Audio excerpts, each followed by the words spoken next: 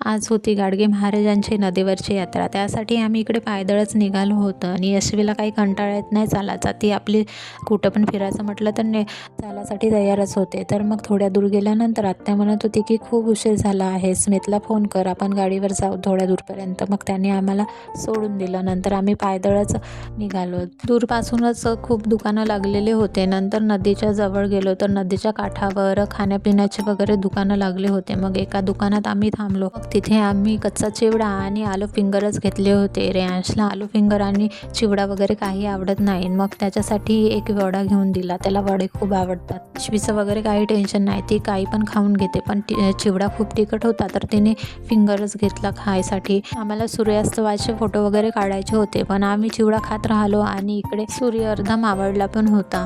तर चिवडा वगैरे खाणं झाल्यानंतर आम्ही फोटो आणि व्हिडिओ काढायला गेलो तर सूर्य पूर्णपणे मावळला होता. नंतर यांचे आणि यशवीचे थोडेसे व्हिडिओ वगैरे काढून घेतले.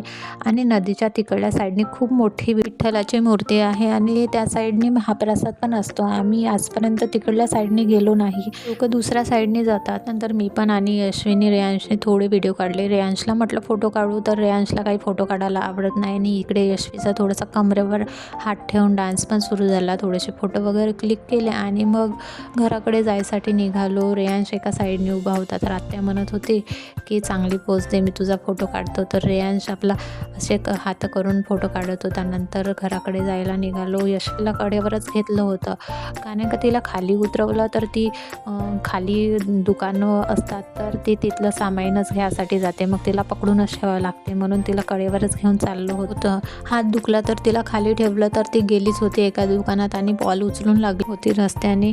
मग बॉल वगैरे ठेवून दिला. समोर आलो तर छान बाहुल्यांचे वगैरे खूप सारे दुकानं होते, पण आम्ही वगैरे काही घेतलं नाही, आम्हाला पायदळ जायचं होतं. तर मग एका ठिकाणी आत्या कानातले पाहत होती तर यशवी पण आपली कानातले पाहायसाठी लागली. नंतर समोर आलो तर सॉफ्ट टाईजचे दुकान होते, तर तिला तिच्यासाठी घ्यायचं होतं. तर तिने एक पिलो पकडली आणि ती म्हणत होती की मला हेच पाहिजे. नंतर आम्ही हार्ट शेपचा मल्टी कलरचा एक पिलो घेतला आणि तिच्या हातात दिला, तर ती आपली लागली रस्त्याने. नंतर थोड्या दूर आलो तर गाड्या वगैरे होत्या, तर एका हातात पिलो पकडून ती एका हाताने गाड्या घेण्याचा प्रयत्न करत होती. तिला वाटत होतं की जेवढे काही दुकान लावलेले आहे आपल्याला उचलायचं आहे आणि निघायचं आहे. तिचं तेच काम सुरू होते. आणि आर्टिफिशियल फ्लावर खूप सुंदर होते आणि केसांना लावासाठी आर्टिफिशियल फ्लावर पण खूप छान होते, फक्त 10-10 रुपयात होते.